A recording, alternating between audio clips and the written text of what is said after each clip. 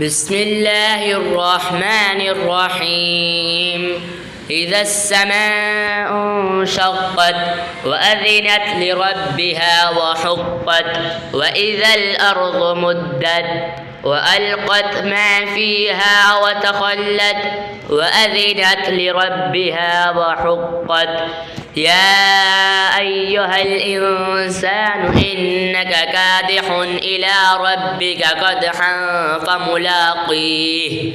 فأما من أوتي كتابه بيمينه فسوف يحاسب حسابا يسيرا وينقلب إلى أهله مسرورا.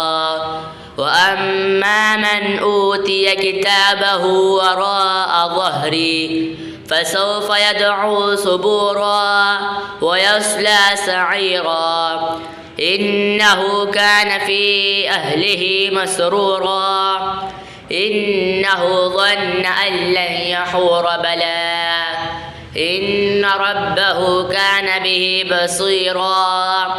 فلا أقسم بالشفق والليل وما وسق والقمر إذا اتسق لتركبن طبقا عن طبق فما لهم لا يؤمنون. وإذا قرئ عليهم القرآن لا يسجدون بل الذين كفروا يكذبون والله أعلم بما يوعون.